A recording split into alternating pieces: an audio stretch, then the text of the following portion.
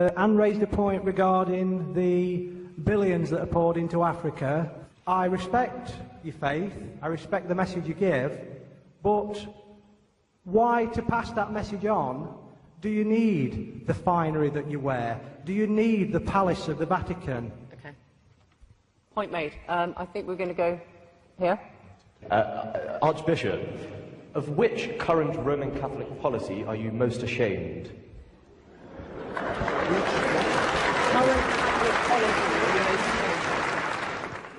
I don't know whether you're serious in that question or you just want to provoke. Because if all our Catholic policies are not just dreamt overnight by the Pope or anybody. If it is a Catholic policy, it is reasonable, it is based on our traditions and scriptures, and there's none about which I'm ashamed. Okay, and the other question about... and I don't know what billions of that he says the Vatican has. The billions of this world, I think, are not in the Vatican. We know where they are, and they are not coming to Africa. On the contrary, Africa has been sucked dry by those people, those multinationals. They are the ones who should be bringing our money back to us.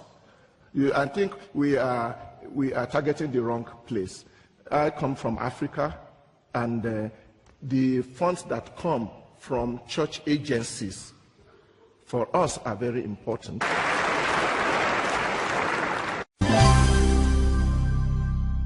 ¿Por qué el Papa utiliza zapatos de tal o cual marca o utiliza anteojos para el sol de tal o cual marca que son sumamente caros?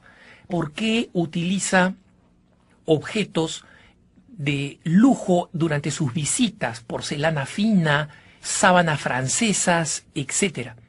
¿Cómo estás? Soy Alejandro Bermúdez, director de Así Prensa.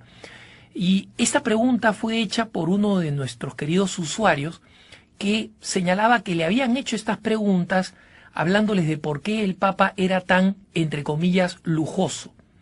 No voy a hablar acá de los argumentos clásicos de por qué la Iglesia no vende sus riquezas y las reparte entre los pobres, porque ya en alguna ocasión he dicho que ese es un argumento propuesto por personas que no tienen más de 2 dígitos de coeficiente intelectual y 2 dígitos bien bajitos, ¿no?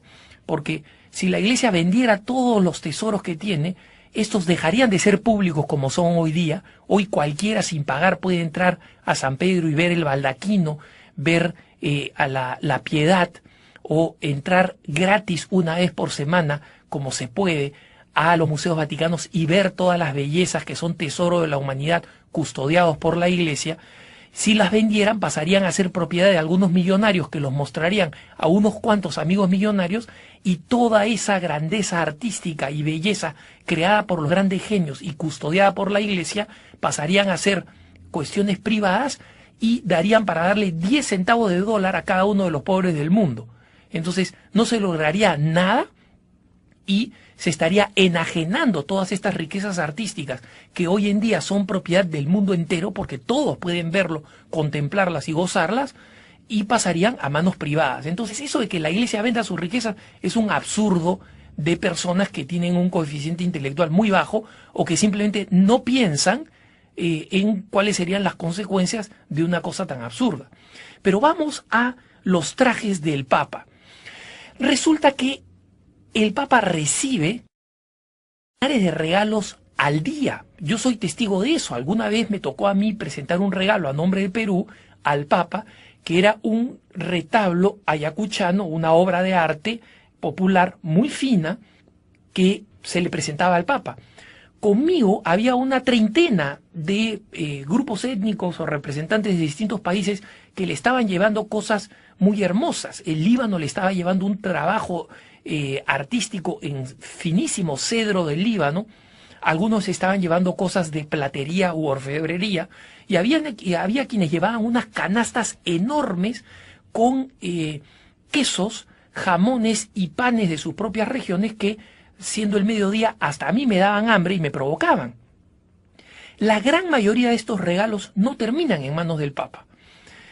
Muebles finos, por ejemplo, que mueblerías le regalan al Papa constantemente, terminan siendo enviados a los dicasterios, a las distintas oficinas vaticanas, para que las puedan amoblar.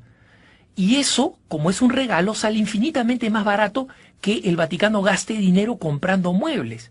Cuando uno va a un dicasterio vaticano, por ejemplo, a una congregación importante, se da cuenta que entre una sala y otra existe un abismo en el tipo de muebles. Uno puede encontrar muebles tipo Luis XIV en una sala y en la siguiente encontrar muebles que estaban de moda en la década de los 60. En un dicasterio me explicaban, bueno, es que estos muebles se los donó una mueblería, muebles que estaban de moda en la década de los 60, cuando era Papa Juan XXIII, se los donaron a Juan XXIII. Entonces, lo que aparentemente parece el uso de objetos costosos y lujosos, en realidad terminan siendo muestra de la austeridad con que actúa el Vaticano y el mismo Papa. En el caso del Papa, por ejemplo, al Papa le donan centenares de pares de zapatos de las más diversas compañías, desde algunas compañías pequeñísimas al norte de Italia que hacen trabajos muy finos y de mucha calidad, hasta empresas conocidísimas de marcas destacadas. Lo mismo sucede con anteojos, con otro tipo de accesorios. Se los regalan al Papa. Y el Papa, justamente para ahorrarle dinero a la Santa Sede, en vez de salir a comprar zapatos o de salir a mandarse a hacer zapatos, prueba de entre los zapatos qué zapatos le quedan y los comienza a utilizar, especialmente este pontífice. Y cuando se habla de por qué se utilizó porcelana fina cuando el Papa viajó al Brasil, o sábanas francesas, que no sé dónde salió eso. Y yo he estado en el Brasil, estuve cubriendo la visita del Papa, vi toda la información que había al respecto y no recuerdo ninguna mención a ninguna de estas cosas. Pero incluso así hubiera sido, no me sorprende. Si nosotros, cada uno de nosotros, cuando viene un visitante, tratamos de ofrecer lo mejor que tenemos, sacamos la vajilla de diario de la mesa y ponemos la vajilla de situaciones especiales, ¿cómo no vamos a esperar que los distintos países que reciban al Papa, por un gesto de caridad y de acogida y de benevolencia, no pongan lo mejor que tienen para recibir al Papa? No es que el Papa lo pide. A mí me consta cómo se preparan las visitas pontificias. Los enviados del Papa que van a ver los detalles del viaje solamente se aseguran detalles de que el transporte sea un transporte seguro, que pueda funcionar a tiempo, que el horario no esté demasiado recargado, que la comida sea una comida sana, que no afecte la salud del Papa, y que el lugar del descanso sea un lugar suficientemente aislado como para que el Papa pueda estar protegido del ruido y pueda recuperarse físicamente con un buen sueño. Nada más. Quienes adelantan la visita del Papa no piden ni sábana fina de seda, ni de oro, ni vajilla fina, no piden ninguna de esas cosas, jamás. Y el Papa, de todos los regalos que recibe, o los reparte para otros dicasterios de la Santa Sede si es que sirven para ahorrar dinero y para tratar de amoblar los dicasterios, o los utiliza para obras de caridad que muchas veces ni siquiera se mencionan. Por ejemplo, cuando se habla de que el Papa utiliza zapatos de tal marca que cuestan tantos miles de dólares, o que utiliza tales tipos de anteojos de sol que cuestan tantos cientos de dólares, es importante saber que el Papa no tiene ni idea del costo, que ha elegido aquellos que le sirven y le son más útiles, que ve más resistentes y más adecuados para sus pies para una persona de 80 años, y todo el resto los envía a actividades caritativas. Nadie sabe, por ejemplo, que hace unos días un albergue para personas sin hogar en Minneapolis, en Saint Paul, en Estados Unidos, una organización llamada Sharing and Caring Hands, o sea, manos que se preocupan y comparten, recibió un paquete enorme proveniente de Roma, lleno de docenas de pares de zapatos italianos muy finos, enviados por el mismo Papa Benedicto XVI. Estos zapatos no se vendieron por el precio caro que tienen en el mercado. Se vendieron todavía más caro porque muchas personas quisieron comprarlas porque era un recuerdo del Papa Benedicto XVI. Y eso que el Papa ni siquiera los había usado, simplemente los había recibido como regalo. Entonces, el Papa actúa de esta manera completamente desprendida. El Papa no recibe revistas de la última moda y dice, ah, mira, estos son los zapatos caros y los zapatos que están de moda. Estos son los zapatos que está utilizando Tom Cruise, los voy a utilizar yo también. Por favor, el Papa no piensa así. El Papa no ve esas revistas frívolas, mucho menos este Papa o el Papa anterior, o Pablo VI, Juan XXIII, humildísimo. Ninguno de los papas recientes o incluso del siglo pasado se debe haber preocupado por las cosas de moda, para nada, no estaban dentro de su psicología. Basta ver la historia de austeridad que tiene este papa, cómo comía los menúes más baratos en los restaurantes que estaban a los pies de su pequeñísimo departamento, ahí frente a las puertas de Santa Ana, para saber que este papa jamás pide ni goza con artículos de lujo, ¿no? Entonces, quien hace preguntas sobre los artículos de lujo del papa, las hace por dos razones. O porque sinceramente quiere saber, oye, ¿por qué el Papa utiliza zapatos de esta marca? Y la respuesta está ahí, recibe infinidad de regalos, él no conoce de marcas, no le interesa, no le debe interesar, y utiliza simplemente los zapatos que le son más adecuados para su edad, para su talla y para sus necesidades, y regala a todos los demás para obras de caridad. O están aquellos que preguntan porque siempre están buscando alguna hilachita, algún polvo, alguna cosa que arrojarle a la iglesia para justificar sus propias fobias. Entonces, estas personas ya tienen una fobia previa y utilizan cualquier excusa para tratar de criticar al Papa o al Vaticano. En esos casos, ahí no hay nada que hacer, los católicos no tenemos nada, ningún tiempo que perder, basta que decirle a las personas, mira, si eso te sirve como justificación para odiar a la iglesia o para despreciarla, eso cae en tu conciencia. Total, en algún momento a ti te van a preguntar si amaste a la iglesia, y en ese momento que te pregunten si amaste a la iglesia, ya será cuestión tuya responder, no, no la amé porque no me gustaban los zapatos que usaba el Papa. A ver si eso te servirá en el día del juicio como justificación. El Vaticano vive un momento tenso, sobre todo tras la divulgación en la prensa italiana de cartas confidenciales que destapan luchas de poder y de un documento sobre un supuesto complot para matar al Papa.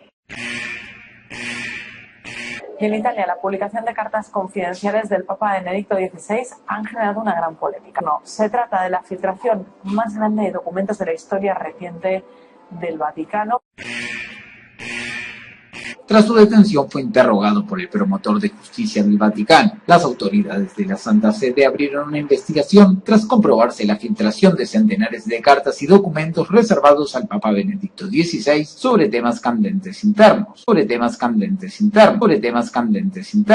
La publicación esta semana del libro Su Santidad, las cartas secretas de Benedicto XVI, generó desconcierto y molestia en la Santa Sede. En él se revelan temas delicados.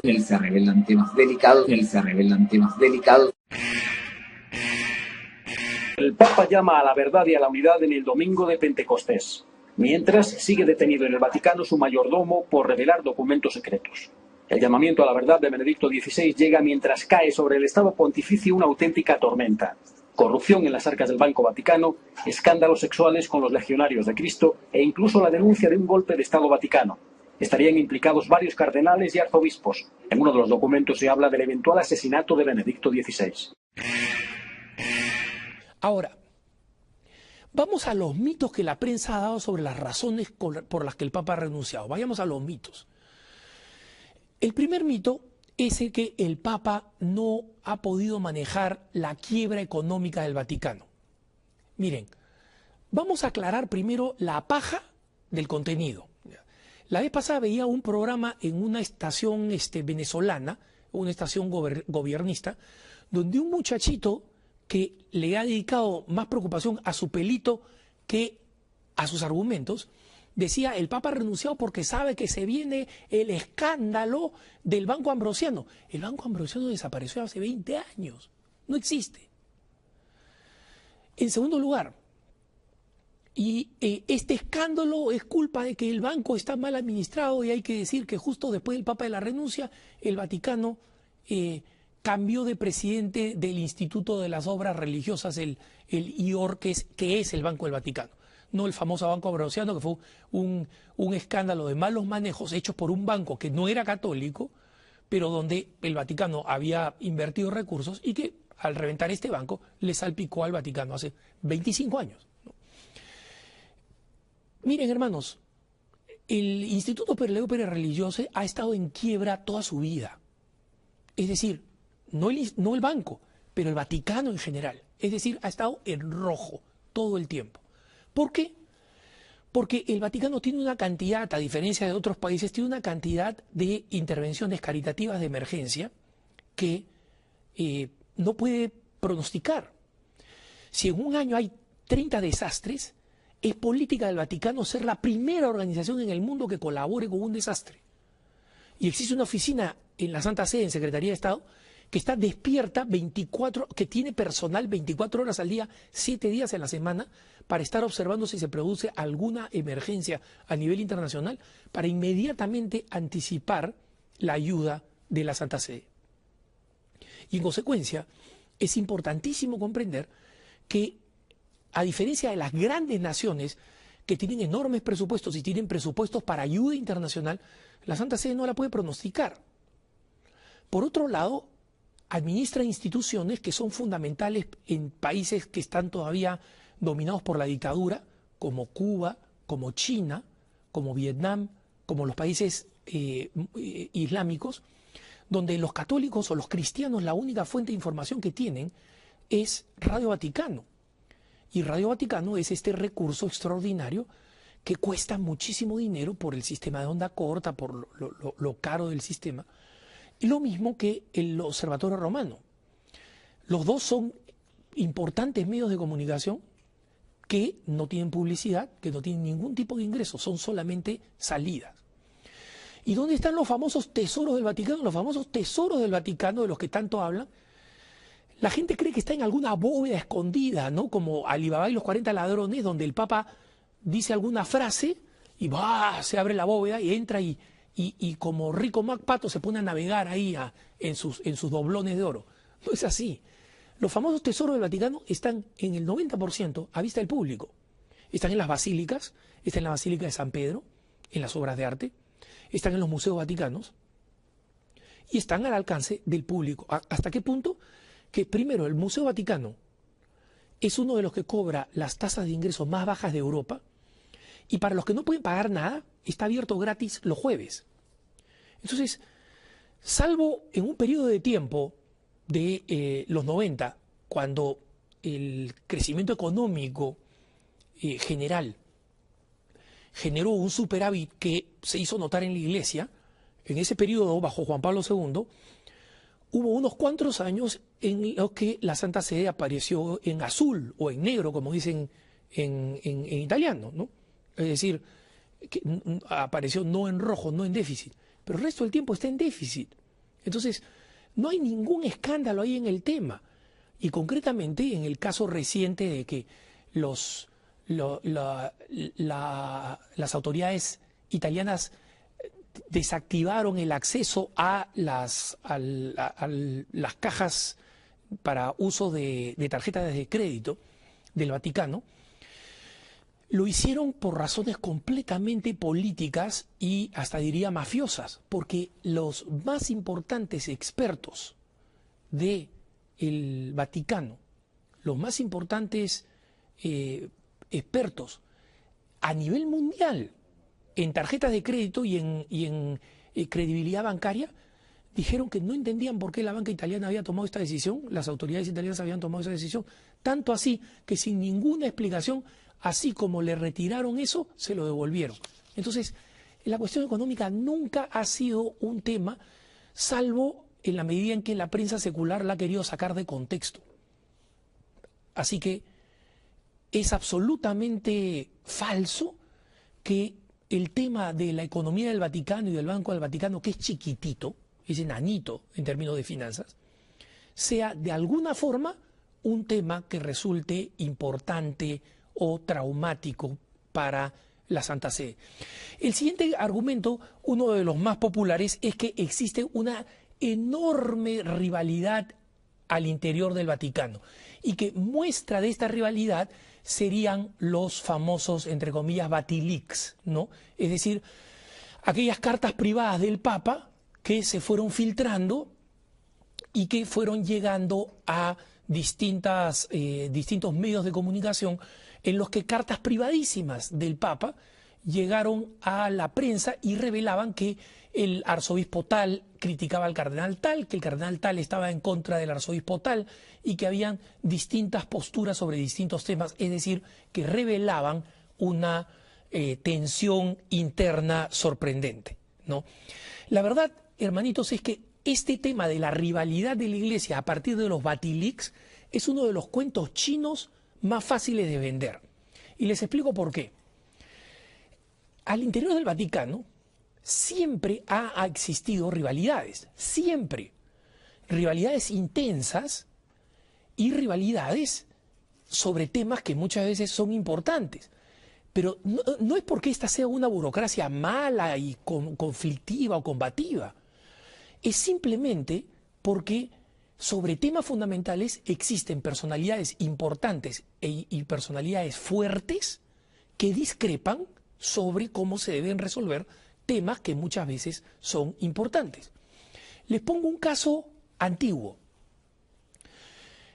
En el caso de Juan Pablo II, un grupo de jesuitas se acercó a Juan Pablo II y le dijo a un cardenal muy cercano a Juan Pablo II, mejor dicho, ellos no hablaron directamente con Juan Pablo II, le dijeron a un cardenal muy cercano a Juan Pablo II que ellos querían crear una orden de los jesuitas reformada, ¿no? Es decir, seguir siendo jesuitas, pero como se crearon órdenes reformadas de algunas grandes órdenes, por ejemplo, los cistercienses fueron una reforma de los benedictinos, los trapenses una reforma de los cistercienses. Ellos querían ser unos jesuitas reformados.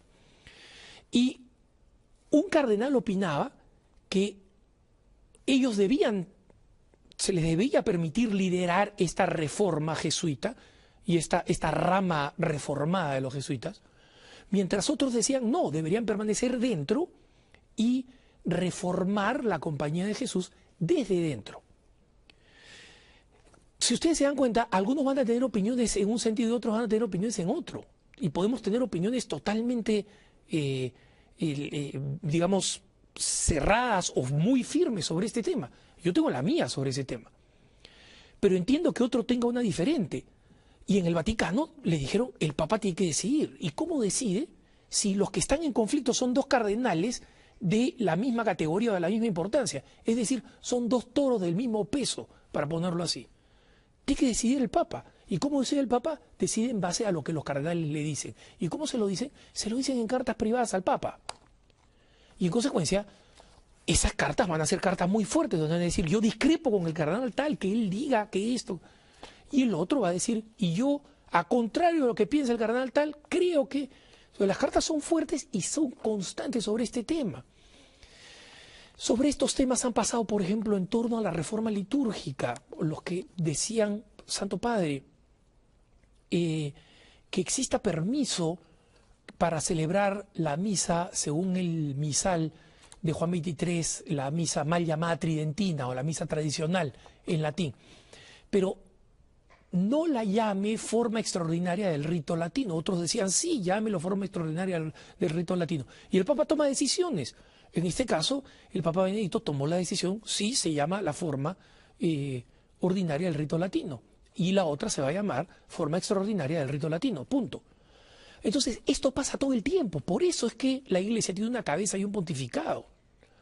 Y el Papa tiene que administrar esto todo el tiempo.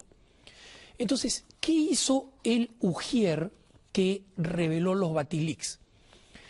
Las cartas que pudo tomar físicamente, se las cosía en el saco, en la parte de atrás, y las sacaba de esa forma. Las cartas que podía digitalizar mediante un escáner, mediante un digitalizador, las ponía en un USB que la ponía debajo de su corbata Michi, y así salía con esta información y la vendía.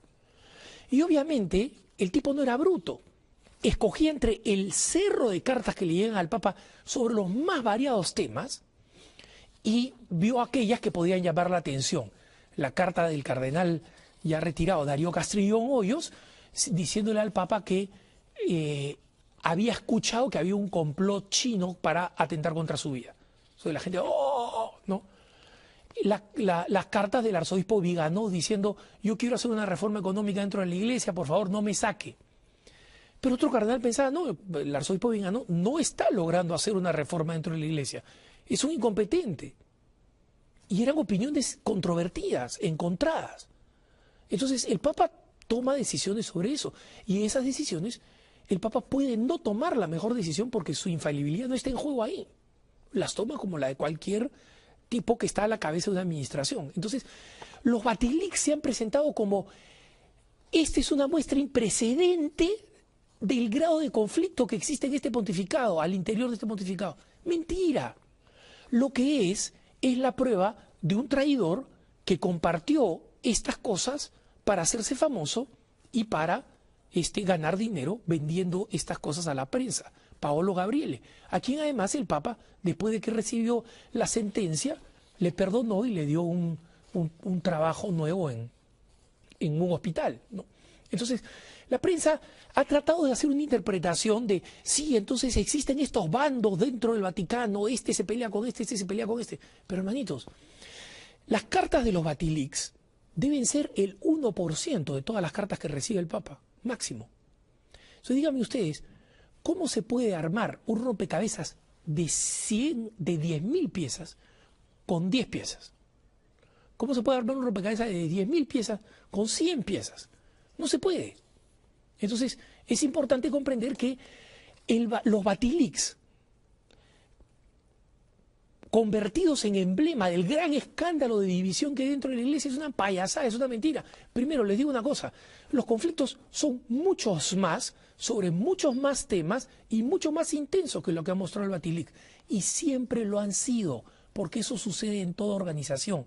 Y lo que les puedo decir por experiencia propia, cuando tengo la oportunidad de hablar con funcionarios en la Santa Sede, que son mis amigos, de los que me he ido haciendo amigos a lo largo de los años, encuentro que son personas que se estiman, pero que piensan totalmente distinto el uno del otro sobre cómo se deberían resolver distintos casos. Y a buena hora que existen esas opiniones, porque sería catastrófico que el Papa lo único que tuviera que hacer para gobernar es ponerle el sello a ideas que llegan todas uniformes y homogéneas, en vez de tener que discernir, decidir entre opiniones contrapuestas que son muchas veces igualmente inteligentes. Por eso ven ustedes la importancia fundamental del Papa. Entonces, Benedicto XVI es un Papa que ha venido del interior de la curia. Él sabía que eso funcionaba. Él mismo, dentro de su dicasterio de la Congregación para la Doctrina de la Fe, ha tenido que lidiar con todas estas opiniones contrarias. Sí, que a este teólogo hay que condenarlo. No, este teólogo no hay que condenarlo. Él ha tenido que lidiar durante 23 años con eso. Él sabía perfectamente lo que significaba el papado. Por tanto, decir que el Papa se va porque hay una gran fuente de discrepancia en la Iglesia es como decir, sí, ese papá abandonó su hogar porque sus hijitos hacían ruido, lloraban y se portaban mal. ¿Qué cosa es una familia? Es un lugar donde los niñitos, entre otras cosas, lloran, chillan y se portan mal. Entonces, el que diga, sí, se fue porque este trauma inesperado de tener una familia donde los hijitos a veces se portan mal, fue imposible y tuvo que renunciar. No mojen que no hay quien planche, pues, ¿no? El siguiente argumento es la de los escándalos de los abusos sexuales. Miren, hermanos, este es un tema ante todo que la prensa enemiga nunca va a dejar en paz a la Iglesia.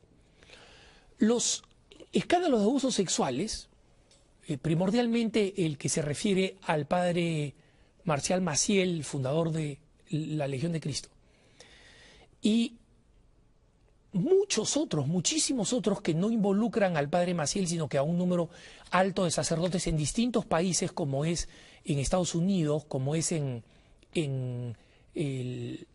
Irlanda o fue en Bélgica, por ejemplo. Es importante señalar que estos escándalos existieron, pero que muy pocos han hecho más que la Santa Sede para resolver estos problemas. Y uno de los principales líderes para resolver estos problemas ha sido el Papa Benedicto XVI. Primero, porque él fue el que tomó las medidas respecto del padre Maciel y respecto de otros sacerdotes. Él fue el que hizo, cuando estaba en Congregación para la Doctrina de la Fe, que los problemas de los delitos graves de los sacerdotes salieran de la Congregación para el Clero, donde se veían todos los problemas de sacerdotes y lamentablemente estos problemas de escándalos sexuales entraban dentro de la lista y se demoraban una eternidad, como lamentablemente toma, porque toma tiempo, para poder decidirlos, y los pasó a una oficina especial de Congregación para la Doctrina de la Fe, donde se dedica especialmente a lidiar con esta basura.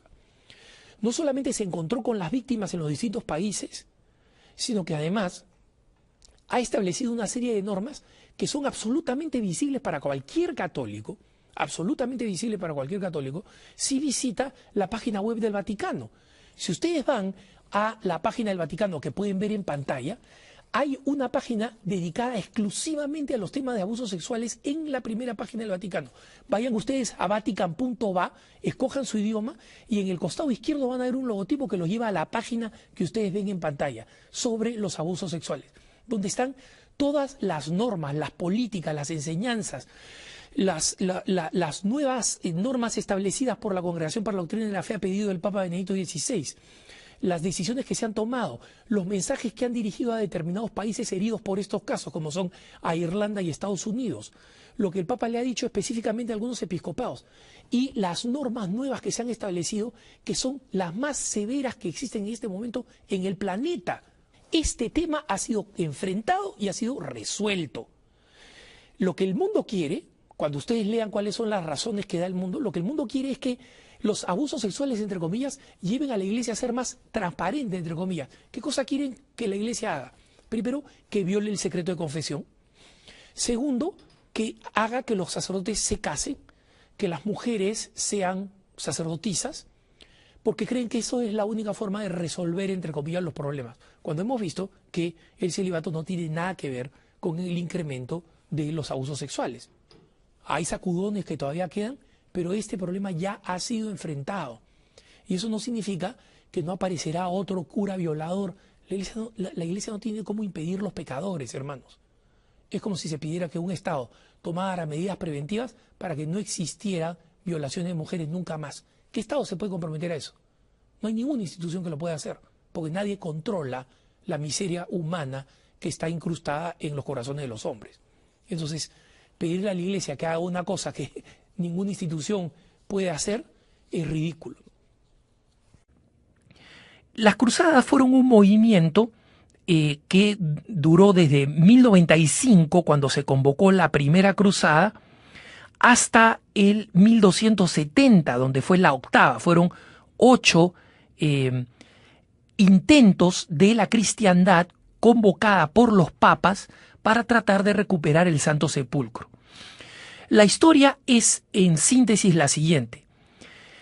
Durante los primeros siglos de expansión del Islam, el Islam se extiende primero por los árabes, sucesores de Mahoma, que toman el norte de África y parte de el Oriente Medio, siguen hasta cerca de la India, donde destruyen obras de arte increíbles de la cultura india, que era muy sofisticada, destruyen la famosa biblioteca de Alejandría, la biblioteca más grande del planeta, dejando a la historia de la humanidad sin textos fundamentales, cuya existencia hoy solamente sabemos que existe, pero cuyos textos desconocemos.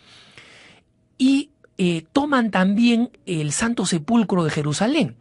Sin embargo, durante los primeros siglos, durante los primeros 4 siglos, los musulmanes garantizan que los cristianos que peregrinaban masivamente al Santo Sepulcro, habían caminos de peregrinación al Santo Sepulcro desde Inglaterra, desde Francia, desde Italia, donde miles de peregrinos iban al lugar más santo para la historia de la cristiandad, el Santo Sepulcro precisamente.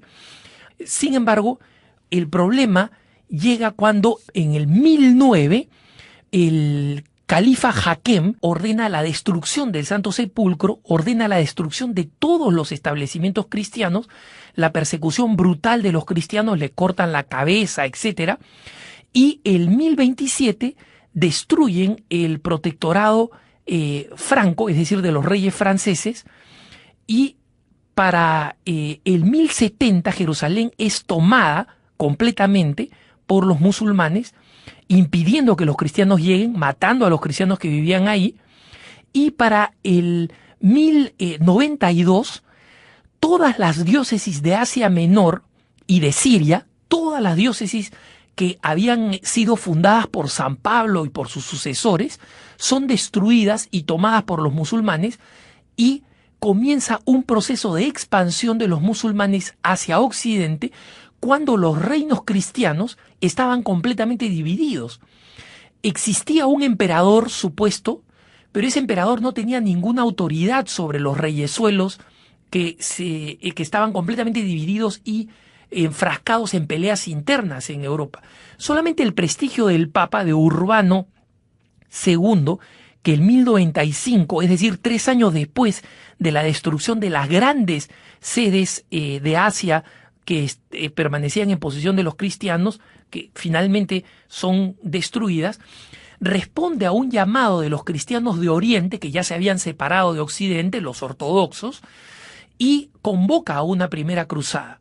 Las cruzadas sucesivas tienen distintas suertes, alguna de ellas, como la de el famoso Ricardo Corazón de León, logra tomar Jerusalén, la Tierra Santa, llegar a un acuerdo con los musulmanes, con Solimán el Magnífico, para que los cristianos puedan llegar, para que existan puestos cristianos y Tierra Santa esté abierta a los cristianos, pero estas se vuelven a cerrar y finalmente las cruzadas, en su intento de tomar Tierra Santa, fracasan una detrás de la otra. La séptima cruzada, liderada por San Luis, rey de Francia, termina con su captura y hay que pagar una fortuna para recuperarlo. Y la octava cruzada, también bajo la dirección de San Luis, rey de Francia, acaba con la muerte de San Luis, con una enfermedad, camino a Jerusalén y finalmente con un retiro desastroso de los cristianos. Es decir, que desde ese punto de vista las cruzadas fracasan. Pero ¿qué cosa dicen los historiadores? Si no hubiera sido por el prestigio del pontificado que llamó a estas cruzadas, Occidente simplemente no existiría. ¿Por qué?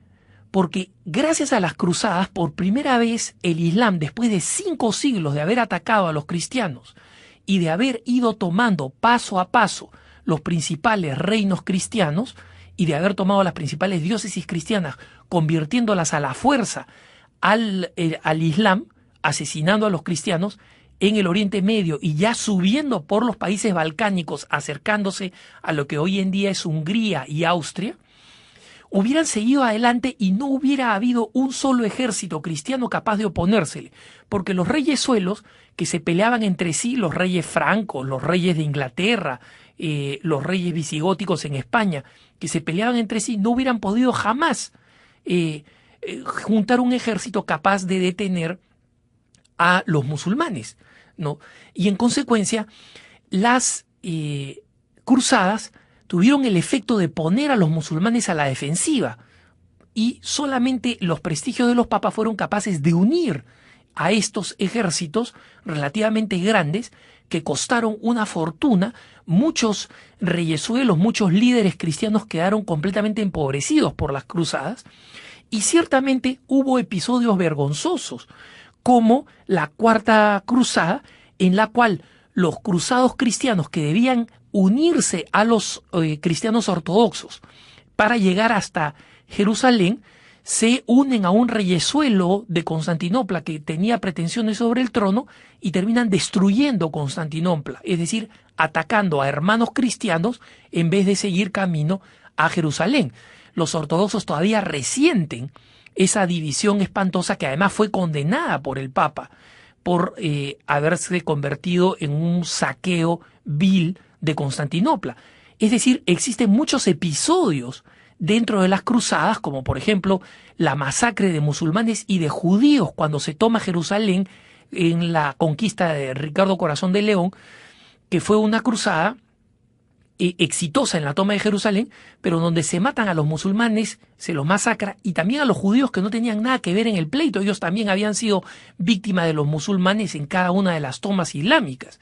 Entonces, dentro de la cruzada existen episodios, como en toda guerra, que son vergonzosos, pero la justicia de las cruzadas es totalmente aceptable desde el punto de vista moral. Primero, porque fue en defensa de los hermanos cristianos que estaban siendo masacrados durante siglos por los musulmanes, y en segundo lugar, porque históricamente terminarían siendo una defensa que garantizó la existencia de la cristiandad. Va a tomar mucho tiempo hasta la victoria de los cristianos en las puertas de Viena contra el Imperio Otomano, contra el Imperio turco, recién en el siglo XVII, para detener finalmente los intentos de los musulmanes de tomar Europa. Y si hubieran tomado Europa, hubieran tomado el Vaticano, hubieran tomado toda la cristiandad, hubieran tomado Occidente, y hoy en día todos los intelectuales occidentales, incluso los anticristianos, incluso los agnósticos y ateos, o habrían muerto o estarían de rodillas mirando a la Meca para rezarle a Mahoma y a Alá, y lo mismo hubiera sucedido con América Latina. Por lo tanto, los cristianos no tenemos por qué avergonzarnos de las cruzadas. Reconociendo los excesos que se produjeron, fue un evento histórico fundamental para garantizar la existencia no solo de la cristiandad, sino de Occidente, incluyendo a aquellos pensadores occidentales que hoy en día critican a la Iglesia y critican incluso las cruzadas. Como las cruzadas, el tema de la Inquisición es un tema que es utilizado por los anticatólicos o los que quieren cuestionar a los católicos como un garrote para golpearnos y para tratar de hacernos sentir vergüenza de la Iglesia Católica. No hay ninguna razón para sentir vergüenza de la Iglesia Católica. Entonces, voy a explicar algunas cosas muy sencillas, porque la Inquisición fue una organización históricamente sumamente compleja. Surge en el 1200 en un lugar, en Alemania y en el Reino de Nápoles, y luego desaparece en algunos lugares, surge en otros lugares, y luego la más famosa probablemente resurge muchos siglos después, muchos años después, en España, en la famosa Inquisición española. En consecuencia, es una realidad histórica sumamente compleja.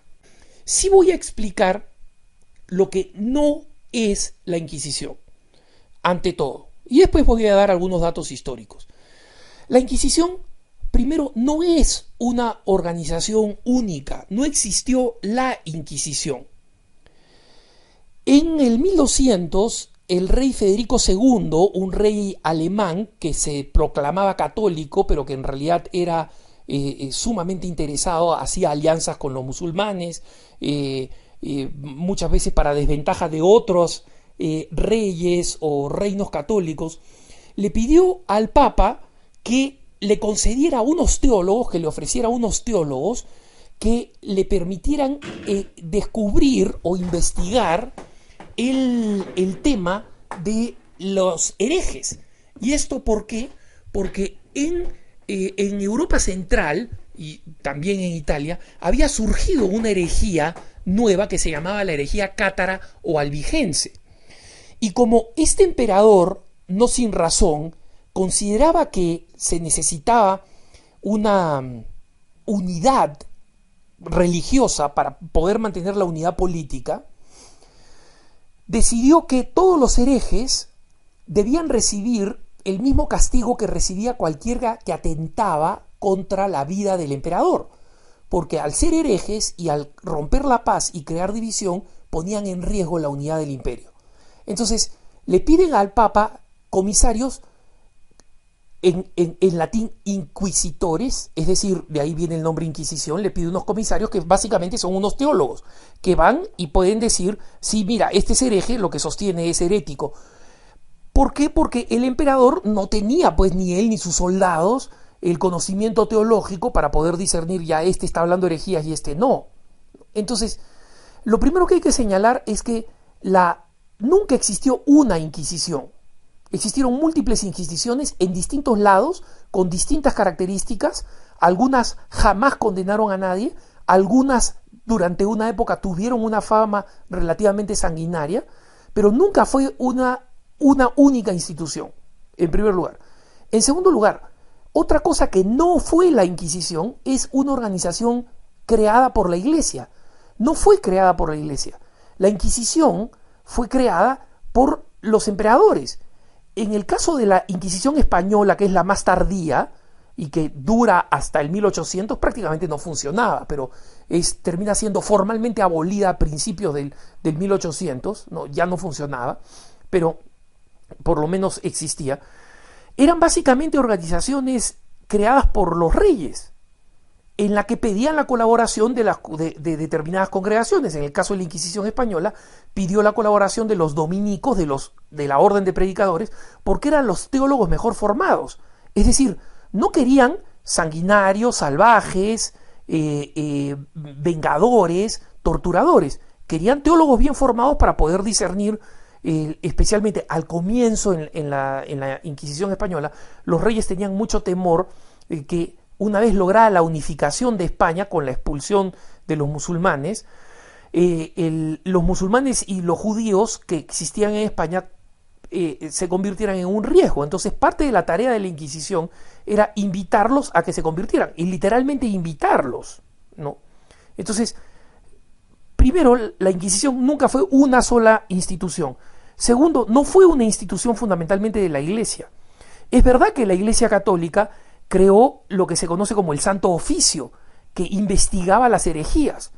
Pero el Santo Oficio investigaba fundamentalmente los aspectos teológicos de las herejías y establecía penas, pero que eran penas usualmente suaves. Por ejemplo, en el caso de Galileo que señalaba que la Biblia tenía que ser cambiada porque la Tierra giraba alrededor del Sol y no al revés, murió de causas naturales en su casa, atendido por su hija, que era una monja, ¿no? Que la pusieron, el Vaticano se la puso para que lo sirviera y la atendiera y lo cuidara, ¿no? Entonces, esa es otra de las características. No fue una institución fundamentalmente eclesial. El inquisidor general, o sea, el superior de la Inquisición, en España era establecido por el rey, no por la Iglesia.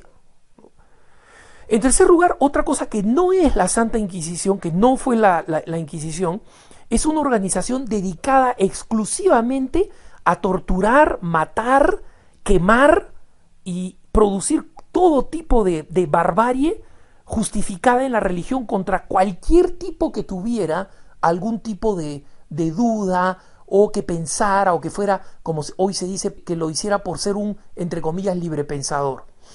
Algunos personajes controvertidos existieron, tipo Girolamo o Jerónimo Savonarola, o el fraile Torquemada en España. Sí, algunas figuras controvertidas existieron, que exageraron, que quemaron a algunas personas, pero esa no era la forma de operar de la Inquisición, no lo era. Existían juicios y básicamente procuraban, en el caso de España, evitar las herejías. Entonces, han existido santos que, porque traían una teología nueva o una aproximación mística nueva, que fueron interrogados por la Inquisición. San Ignacio de Loyola, el fundador de los jesuitas, fue interrogado por la Inquisición. Santa Teresa de Jesús, por escribir sus moradas del castillo interior, fue interrogada por la Inquisición. San Juan de la Cruz fue interrogado por la Inquisición. Algunos de ellos fueron torturados, matados, quemados, prohibidos posteriormente de realizar sus obras. No, ahí están, ¿no? ¿Y quiénes eran personajes que interrogaban? Un teólogo durísimo, pero importantísimo para la tradición teológica de la Iglesia, como el teólogo Melchor Cano, un dominico durísimo. ¿Quieren saber otro fiscal que trabajaba para la Inquisición y que era amado y respetado por los musulmanes por la delicadeza y generosidad que tenía para tratarlos y para animarlos a que se convirtieran al catolicismo? Un laico, abogado, que era tan ejemplar que finalmente el Vaticano y la corona española decidieron decirle: mira, como tú eres soltero, te vamos a ordenar de cura, te vamos a ordenar de obispo y te vamos a mandar al Nuevo Mundo como obispo. Este señor se llama Santo Toribio Alfonso de Mogrovejo, segundo arzobispo de Lima y patrono del episcopado latinoamericano. Él fue un inquisidor. Entonces, es importante comprender cuáles son todos estos mitos, sobre todo teniendo en cuenta que si cualquiera le pregunta, cuando alguien viene y le pregunta, ¿y la Santa Inquisición? Basta preguntarle: perdóname, ¿qué es la Inquisición? Yo no sé lo que es la Inquisición, explícame. La Inquisición, esa pues que torturaba a los... ¿Sí? ¿Torturaba dónde? ¿Cómo funcionaba? Explícame. Y se van a dar cuenta que el primero que habla de la Inquisición no tiene idea de lo que es la Inquisición. Es un mito, es un garrote utilizado contra los católicos, y que basta un pequeño grupo de preguntas para que simplemente se note que no saben nada. Ahora, no voy a defender lo indefendible. La Inquisición fue en general una institución siempre buena, siempre sana. No. ¿Fue fundamental para mantener la unidad católica? No, no fue fundamental. ¿Fue importante? Sí, cumplió un papel importante para mantener la unidad católica. Tengan en cuenta ustedes, por ejemplo, que gracias a la depuración teológica, no a la quema de herejes, sino a la depuración teológica, gracias a la depuración teológica, América Latina nunca tuvo una sola herejía. Nunca existió una herejía en América Latina. Hasta la teología de la liberación marxista, América Latina nunca ha tenido una herejía, ¿no? Ha habido por ahí algún loco hereje, ¿no? Como Francisco de Paula González Vigil, pero en general, nada. Entonces, es muy importante comprender que la verdad hay que entenderla con bastante claridad y no dejarnos impresionar cuando quieren agredirnos con el tema de la Inquisición, porque los abusos que cometieron personas que trabajaron en la Inquisición, de esas pidió perdón el Papa Juan Pablo II en el Jubileo del 2000, pero claramente dijo: pedimos perdón por la falta de aquellos hermanos nuestros que no actuaron con fe. Jamás dijo: pedimos perdón por la institución de la Inquisición, porque la institución de la Inquisición nunca fue lo que está en el mito de los anticatólicos. La masonería reclama ser una organización que surgió en los grandes ritos paganos o gnósticos en Egipto, en el Templo de Jerusalén, en la India. Reclaman distintos pasados. Algunos masones llegan a decir que Moisés fue masón, ¿no? En realidad la masonería es la degeneración o la corrupción de las grandes sociedades secretas de los constructores de las catedrales góticas, que guardaban el secreto profesional de cómo construir estas increíbles catedrales, estas construcciones góticas, y tenían distintos rangos, ¿no?, de aprendices, de miembros y de grandes maestros y grandes maestros, y esa misma estructura se conservó.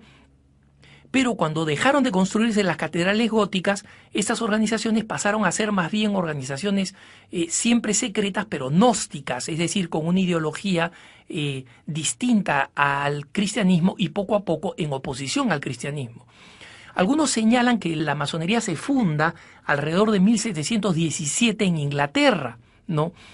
Y estas organizaciones, como se sabe, vienen precisamente de la tradición de los antiguos albañiles que tenían estas organizaciones secretas. Eran católicos, pero guardaban el secreto de la construcción de las catedrales, ¿no?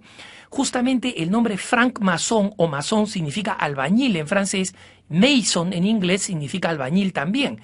En español no se utilizó el nombre albañil para describir al masón, sino que se utilizó el término afrancesado o en inglés de masón, ¿no? Entonces, ese es el origen de la masonería y va adquiriendo un contenido cada vez más anticlerical en Inglaterra a raíz de el apoyo que daban al Estado anglicano en contra de los católicos, y en Francia por la influencia de la Revolución Francesa profundamente anticatólica. Los masones estuvieron detrás de la expulsión de los jesuitas de América Latina y finalmente detrás de su supresión. Tuvieron una influencia muy importante cuando la dinastía de los Borbones en España reemplaza a la de los Habsburgo.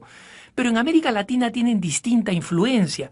Las primeras logias masónicas fueron probablemente logias independentistas que tuvieron este carácter secreto, digamos, de las logias masónicas, sobre todo para preservar los proyectos y las conspiraciones antirrealistas, antiespañolas para lograr la independencia. Así surgió una logia independentista llamada Lautaro, por ejemplo, que algunos dicen que a la que perteneció San Martín, don José de San Martín, o que Bolívar perteneció a una logia masónica. Es muy posible que ellos hayan pertenecido a logias que guardaban los secretos de cómo movilizar la independencia. Pero que San Martín, don José de San Martín, un profundo y devoto católico, fuera masón, es algo que la historia ha demostrado que es falso. De Bolívar es muy probable que haya pertenecido, pero muy probable también que lo haya hecho con un sentido de oportunismo político y militar para lograr, digamos, el secreto y las coaliciones que necesitaba para su campaña independentista a lo largo de América, especialmente cuando partió de la Gran Colombia y llegó hasta el Perú, y luego logró la creación del Estado boliviano, de la nación boliviana y también de la nación ecuatoriana, ¿no? Entonces, es importante comprender que esta masonería fue tomando distintos tonos dependiendo de los países, ¿no? En Chile fue muy fuerte en un momento, tanto así que en el siglo XIX las logias masónicas culpaban a la creencia católica, como ellos la llamaban, a hechos tan fortuitos como la caída de un techo de un templo donde murieron varios católicos dentro de una iglesia católica en el siglo XIX.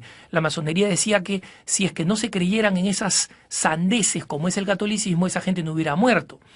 En Uruguay tuvo una influencia muy fuerte la masonería francesa en determinar una legislación profundamente anticlerical al punto de generar el país que hoy conocemos de Uruguay con el índice más bajo de católicos y con unas leyes que todavía son profundamente anticuadas.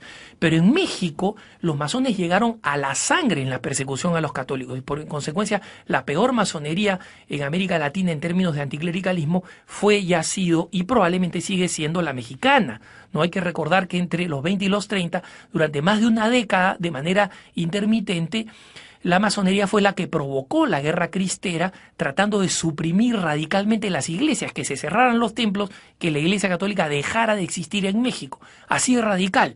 Obviamente hubo un gran levantamiento católico que propició la guerra cristera y que le costó a México tantísimos mártires como los que existen actualmente y como los que están todavía en proceso de beatificación.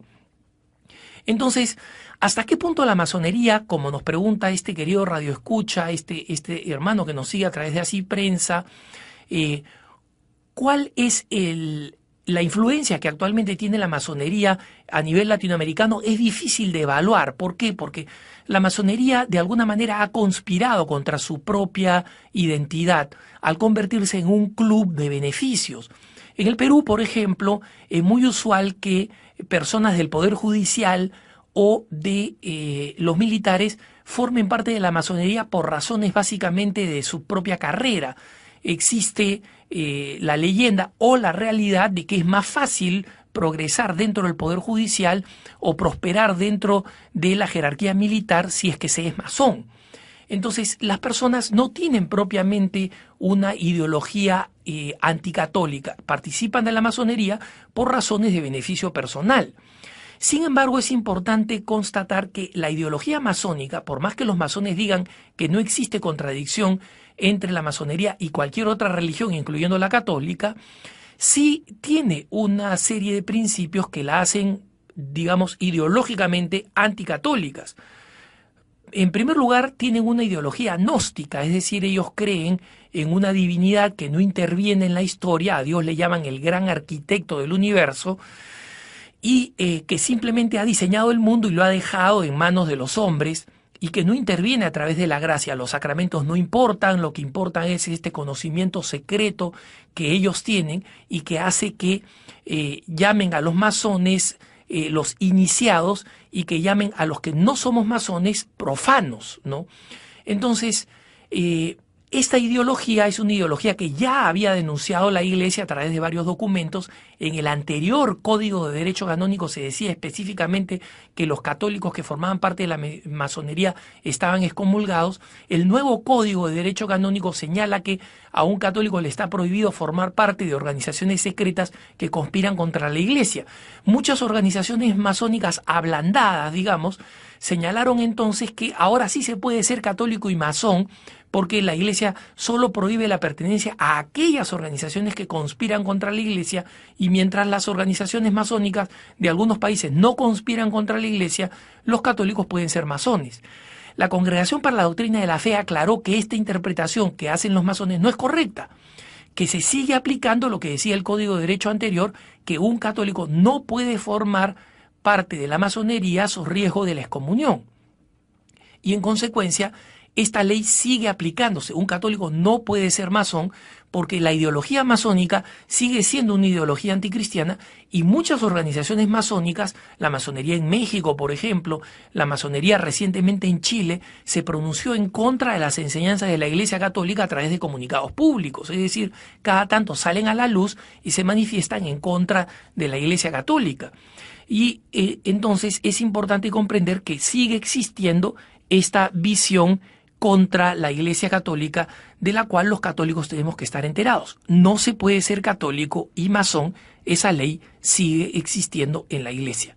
Algunas personas me han preguntado en más de una ocasión, y originalmente, digamos, cuando me han preguntado a través de Facebook o de Twitter, simplemente les he dicho que es una leyenda urbana, me han preguntado sobre los Illuminati, ¿no? Una secta que supuestamente existe ahí en medio del mundo, y que Illuminati serían algunos de los grandes artistas populares como Lady Gaga, Madonna, ¿no? Y que estos artistas, grandes artistas populares, especialmente populares con la juventud, envían mensajes que son subliminales y que en sus músicas habrían mensajes satánicos ocultos.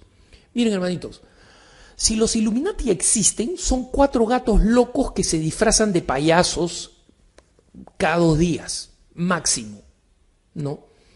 Como una gran secta oculta que maneja los misterios del mundo, etcétera, tipo una nueva masonería o una rama de la masonería, eso es mentira, no es así, no existe. Y alguno me dirá, pero Alejandro, ¿tú cómo sabes? Si son una secta oculta, entonces tú podrías no saber. Muy bien, lo acepto, pero entonces tú tampoco sabrías. Si yo no sé, tú tampoco sabes. No, es que yo he leído unos textos ocultos. Bueno, yo también los he leído, pues, y te puedo decir que son mentira.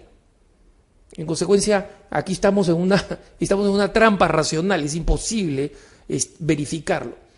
Pero ¿cuál es la razón por la cual yo normalmente me muestro muy escéptico frente a darles una importancia pesada o extrema al tema de los mensajes subliminales, es decir, los mensajes que están ocultos en canciones o en películas?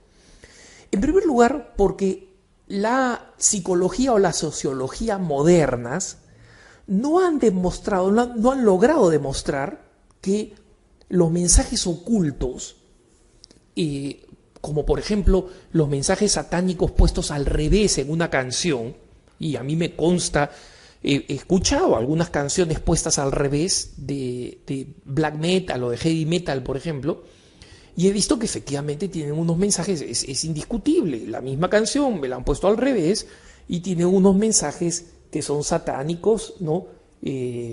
Recuerdo varias canciones, pero recuerdo una en particular donde claramente se escucha, y es algo escalofriante: oh dulce Satanás, hay que entregar la vida a Satanás, viva Satanás, en inglés. Entonces, sin embargo, no está demostrado que ese mensaje tenga algún efecto real en la mente de los hombres. Y podría tenerlo, no lo niego. Ustedes me dirán, pero Alejandro, tú mismo lo estás diciendo, no está demostrado, eso no quiere decir que no suceda. Más adelante se podría demostrar. Totalmente de acuerdo, estoy de acuerdo. Pero hermanos, ¿cuál es la razón por la cual yo creo que nosotros no deberíamos estar preocupándonos por los mensajes subliminales?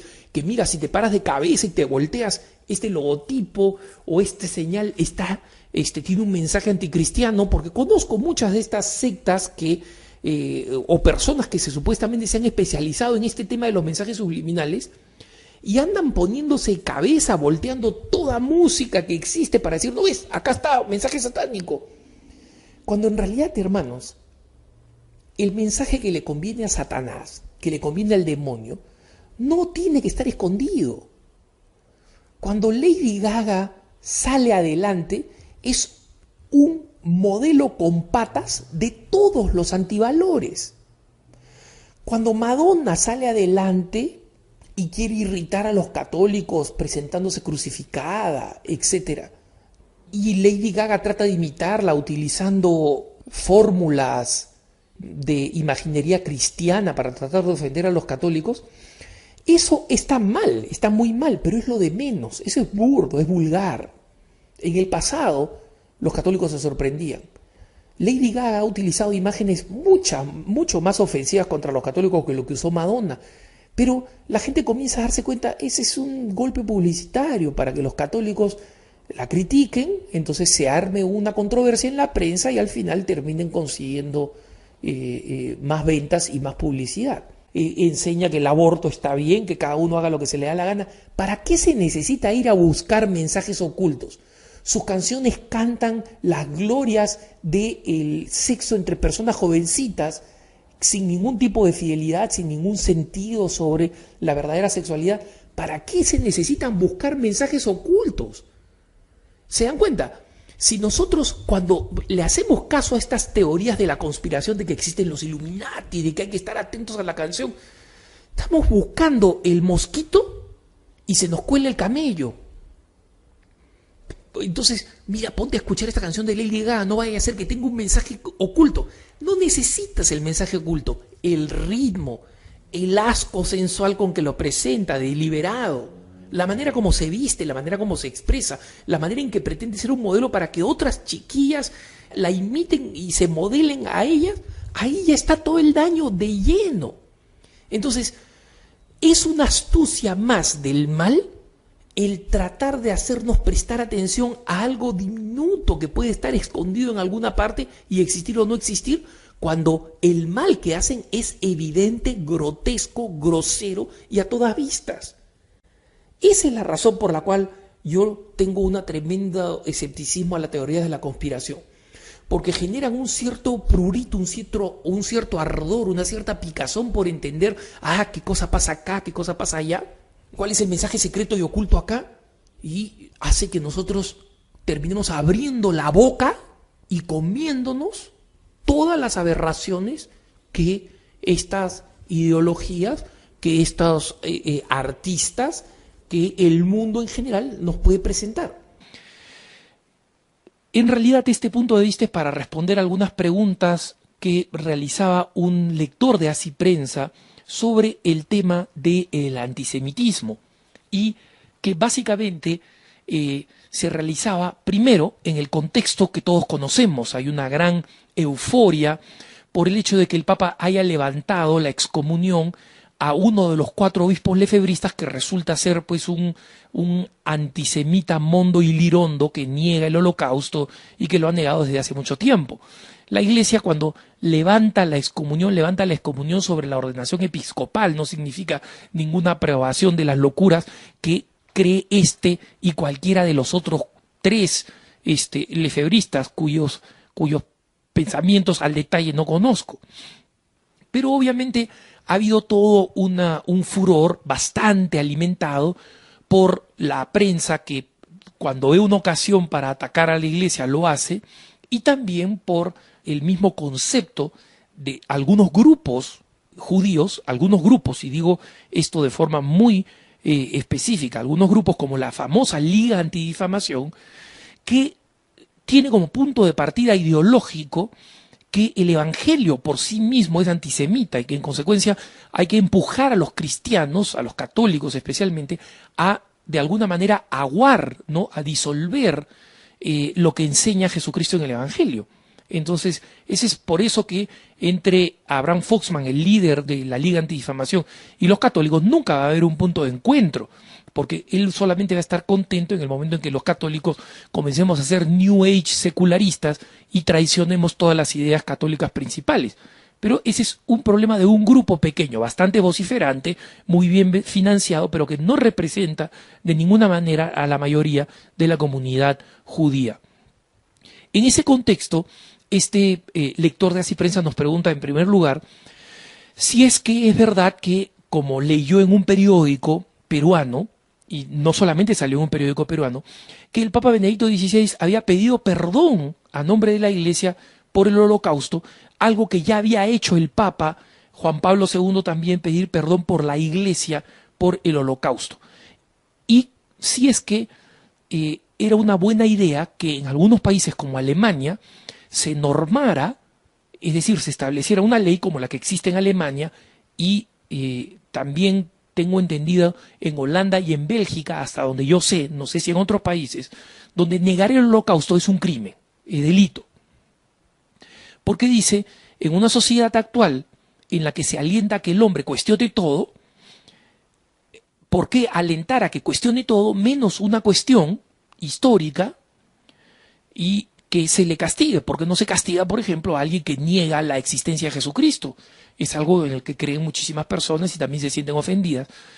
Y algo de razón no le falta, como veremos. Pero vamos a lo primero. La Iglesia nunca ha pedido perdón por el Holocausto. Jamás.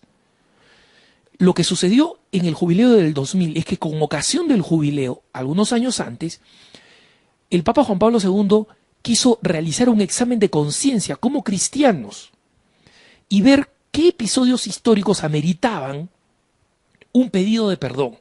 Se analizaron las cruzadas, se analizaron la Inquisición, se estudió el tema del antisemitismo y algunos temas más. En ninguno de esos temas se encontró jamás que la Iglesia hubiera tenido una doctrina que favoreciera eso. La Iglesia jamás tuvo una doctrina que alentó el antisemitismo, y mucho menos el Holocausto. El Holocausto lo hizo un gobierno pagano secular como el de Hitler, que sostenía todos los principios que son la negación de la doctrina cristiana. El hombre puede por sí solo, la trascendencia y el éxito se logra acá, existe una raza superior que es mayor y mejor que el resto de seres humanos. Todo lo contrario y opuesto a lo que enseña la Iglesia Católica. Y por eso sacerdotes católicos, algunos de ellos santos como Titus Brandsma, por ejemplo, o como San Maximiliano Kolbe, y muchos otros obispos y sacerdotes menos conocidos, terminaron en la cárcel porque se opusieron a la doctrina de Hitler precisamente en base a los principios cristianos, no como héroes civiles, sino en base a los principios cristianos. Entonces, el Papa, especialmente el Viernes Santo, en el Jubileo de 2000, el Papa Juan Pablo II pidió perdón por aquellos hijos de la Iglesia que en su conducta habían sido escandalosos.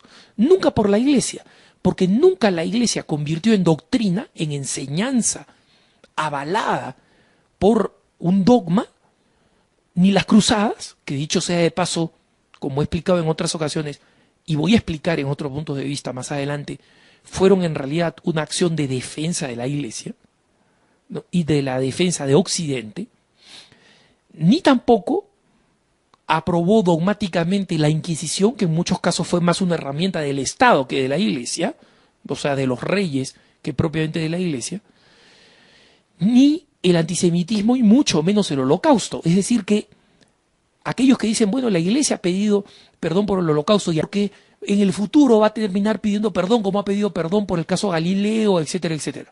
Esa es una argumentación completamente ridícula, porque estos temas que sostiene la Iglesia son temas centrales en su disciplina. Los otros temas fueron temas que nunca la Iglesia definió disciplinariamente. Hubo un número de católicos probablemente involucrados en una o en otras, pero ciertamente en el antisemitismo muy poco.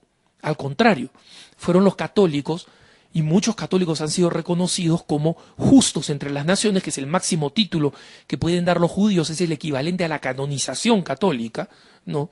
Muchísimos católicos han sido declarados justos entre las naciones, y solamente un grupo minoritario, como el de la Liga Antidifamación, cuestionan una figura impecable, elogiada inmediatamente después de la guerra por la primera ministra de Israel, Golda Meir, y por el gran científico judío Albert Einstein, por su papel durante la Segunda Guerra Mundial, elogiado por el New York Times como una gran figura que mantuvo a las fuerzas nazis de la forma más contenida posible en su antisemitismo.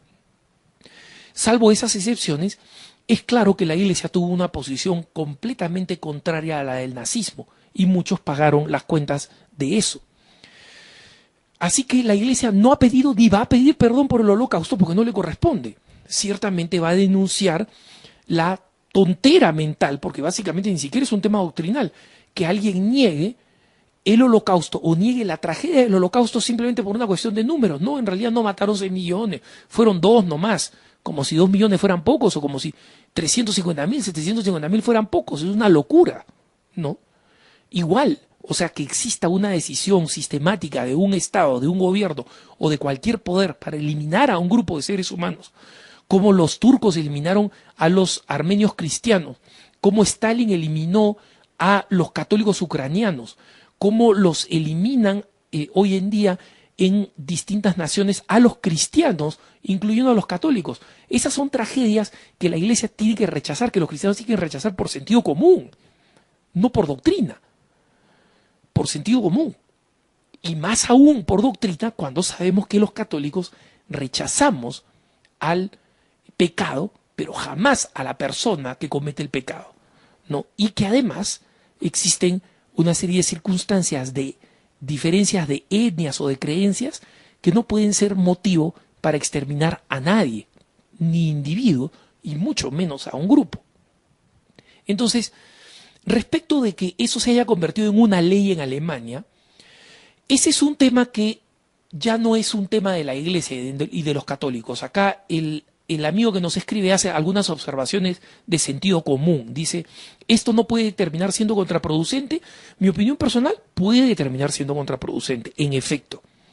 Es más, dentro de la comunidad judía existen varias comunidades, varios rabinos y voceros importantes, muy importantes, que advierten en contra de este exceso en la defensa y en el mantenimiento del recuerdo del Holocausto, porque consideran que no se puede abusar de la presentación del Holocausto como la única tragedia en la historia, sino que hay que ponerla dentro de la lección de todas las grandes tragedias para justamente prevenir el antisemitismo, que un abuso del Holocausto puede crear una fatiga mental donde efectivamente termine algunas personas pensando hoy en día, en una época de escepticismo, no los católicos, pero sí en un número grande de personas no creyentes, escépticas, diciendo de repente todo esto es propaganda, porque hoy en día cada vez existe un mayor escepticismo frente a las ideas impuestas. Y varios de estos líderes judíos se oponen a que exista una ley específica que condene como crimen la negación del antisemitismo, porque dicen, ¿por qué no es crimen la negación de otros hechos históricos? ¿No? Existen revisionistas para todos, y lo único que hace esta ley es terminar convirtiendo a los revisionistas en héroes, ¿no? Entonces, pero ese es un tema de debate interno de la comunidad judía para ver cómo manejan de la manera más razonable este tema sin que se cree, como dice estos varios intelectuales judíos, una fatiga contra el Holocausto. Pero, efectivamente, acá este es un tema de opinión y sobre todo de debate interno de la comunidad judía.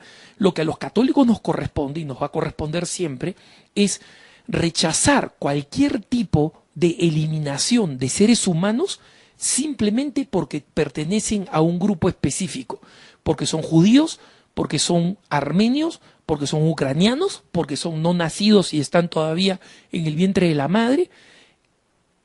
Es un tema de principio oponerse a la eliminación de cualquier ser humano porque creemos, por una razón de fe, que todo ser humano ha sido creado a imagen y semejanza de Dios y posee una dignidad única e inalienable. ¿Qué cosa es la separación iglesia-estado? ¿Qué cosa significa? ¿Y qué relación tiene especialmente con los obispos? Esta es una pregunta que nos hace una lectora de Así Prensa, donde nos señala que su nación es una nación que oficialmente se declara como, digamos, religión de la nación, la religión católica apostólica romana. Muy probablemente esta estimada lectora sea de Costa Rica, porque no recuerdo otra nación que todavía mantenga la catolicidad como oficial de la nación. Eso sucedía en la gran mayoría de nuestros países, en Chile, en Argentina, en Perú, en Ecuador, etc. Pero la última vez que eso sucedió, por ejemplo, en el Perú, fue en la Constitución de 1933. Posteriormente, las constituciones en general han declarado que el Estado es laico, que la nación no afirma ninguna religión específica. Sin embargo, la mayoría de estas constituciones, salvo aquellas que son particularmente anticlericales, como son la de México, la de Uruguay o la del Brasil, en su origen, reconocen el papel histórico que cumple la Iglesia Católica en la constitución de la nacionalidad. Esta amiga, sin embargo, nos pregunta respecto de algo específico. Nos dice, ¿qué cosa sucede o cómo funciona esta separación Iglesia-Estado en aquellos países donde los obispos reciben un sueldo de parte del Estado? Efectivamente, en algunos países, muy pocos, la mayoría, los obispos reciben sueldos por parte del Estado. Algunas personas consideran que este sueldo puede ser escandaloso. Primero consideran que es injusto, ¿por qué no otros ministros de otras religiones no reciben este sueldo? Y y cuál es la razón, si es que esto no desprestigia o de alguna forma mina o daña la separación Iglesia-Estado y daña la credibilidad de la Iglesia en términos de autonomía. Explico todos estos temas. Comenzamos por los más sencillos, después te explico cuál es la razón histórica por las cuales algunas naciones le pagan sueldos a los obispos. En países como el Perú o Argentina, por ejemplo, nadie puede decir que los beneficios que el Estado puede pagarle a la Iglesia de alguna forma afectan su autonomía. Porque tanto en el Perú como en Argentina, para poner dos casos, los obispos son absolutamente autónomos respecto de las cosas que dice o hacen los presidentes. O sea que el temor de que esto vaya a afectar la autonomía de los obispos está fuera de cuenta. En segundo lugar, el tema de que si es injusto que la Iglesia Católica reciba un reconocimiento especial y con este reconocimiento especial reciba, por ejemplo, un beneficio como puede ser el pago de estos sueldos a los obispos, si eso no viola la separación Iglesia-Estado o es una injusticia respecto de los otros cultos. No, no lo es. Y lo explico por una razón. En primer lugar, la cuestión de los sueldos, como digo, y ahora voy a abordarlo, tiene razones históricas muy importantes que no todo el mundo conoce y que es importante conocer. Y en segundo lugar,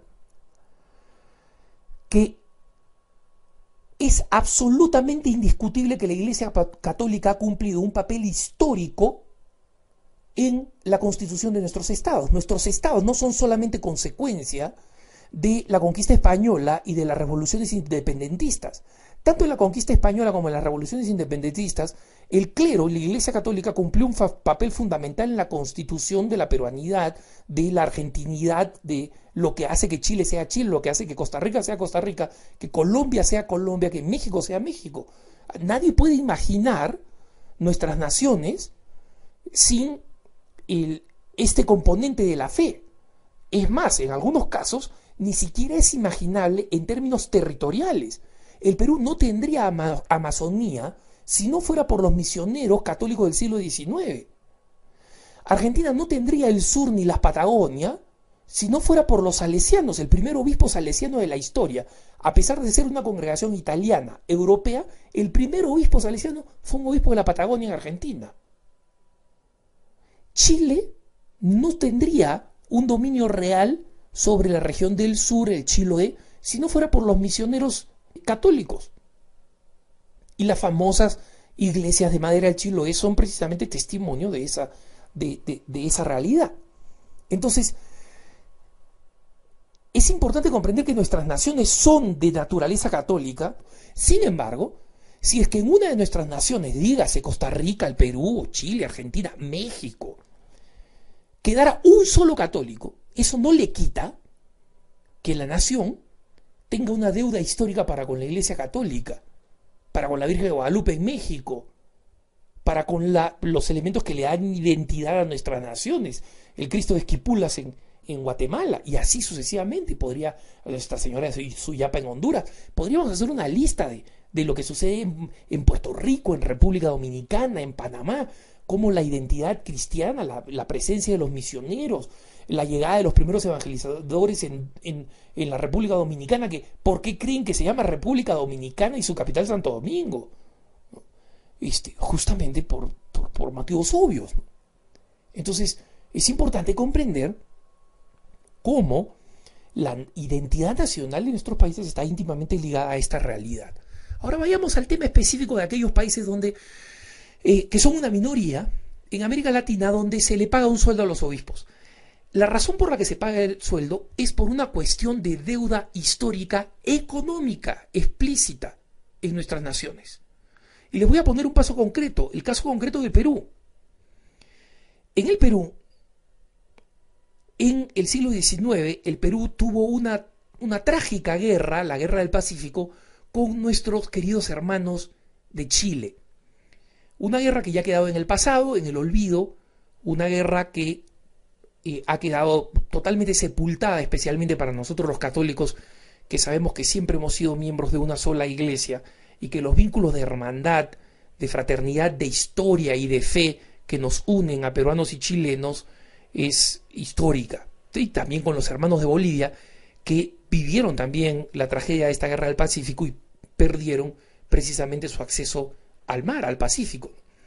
Durante esa guerra, el Estado peruano confiscó los bienes de la Iglesia para poder financiar los esfuerzos de la guerra.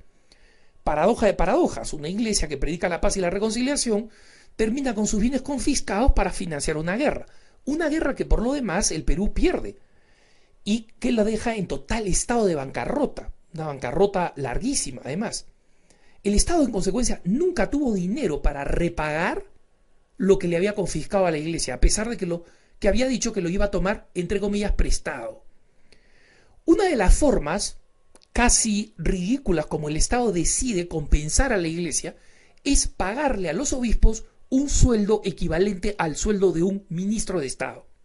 Con el paso del tiempo, los sueldos de los ministros de Estado se comienzan a actualizar a la inflación, a las necesidades modernas, etcétera, etcétera, mientras que los sueldos de los obispos se quedan muy, muy, muy atrás. Les pongo un caso. ¿Cuánto recibe un obispo peruano más o menos en promedio? En promedio unos 150 soles al mes. ¿Cuánto es 150 soles? Para nuestros hermanos que no están en el Perú, son un poquito más de $50. Y de los obispos que yo conozco, sé que la gran mayoría ni siquiera se enteran cuando llega este dinero. Si el Estado lo está pagando o no lo está pagando. Porque ya lo tienen automáticamente redirigido a las necesidades de alguna caridad. Y les puedo asegurar que con $50 al mes, ahí no se juega la supervivencia o la muerte de una de las actividades caritativas de la iglesia. Hay algunas personas que sostienen que este sueldo no se debería pagar porque da mala impresión, porque promueve que a los críticos de la iglesia, que son ignorantes, digan, no es, la iglesia está pagada por el Estado. A mí me parece que eso es una opinión totalmente respetable. Yo personalmente considero que sí deberían seguirlo pagando.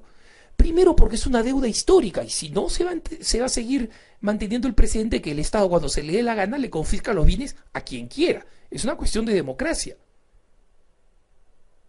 Es proteger que el Estado no confisque cuando crea que puede hacerlo, ¿no? En segundo lugar, me parece que es importante que quede graficado, aunque sea en estos salarios misérrimos,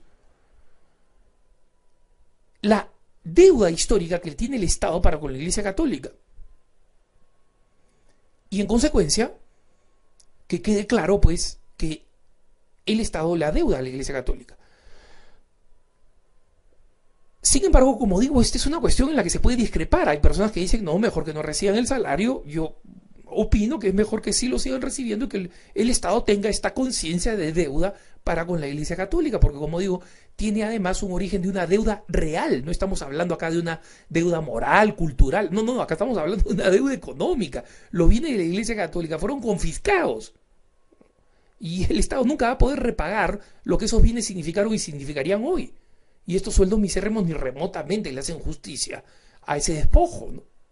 Pero lo importante es comprender que en última instancia la separación Iglesia-Estado es lo más natural y lo que existe en la mayoría de nuestras naciones, incluso en Costa Rica, donde la religión oficial de la nación puede ser la Iglesia Católica, pero el Estado es absolutamente respetuoso de los otros cultos y por eso que hay otros cultos que prosperan. Y si son eficaces haciendo proselitismo, pues crecen. ¿Cómo puede haber gente que diga la Iglesia Católica está perdiendo terreno a las sectas? Y por otro lado que digan la Iglesia Católica abusa de su posición de ventaja como religión del Estado. Eso es falso, o lo uno o lo otro, ¿no? Pero los que quieren criticar a la Iglesia la van a criticar de cualquier manera y eso tenemos que acostumbrarnos. Y no tenemos que tener miedo porque forma parte habitual de nuestro ser católicos. Y la Iglesia va a seguir siendo criticada, insultada, agredida hasta la venida del reino. Los católicos tenemos que acostumbrarnos, tomárnoslo con calma y saber que eso siempre va a suceder. Y tenemos que saber dar cuentas de nuestra fe.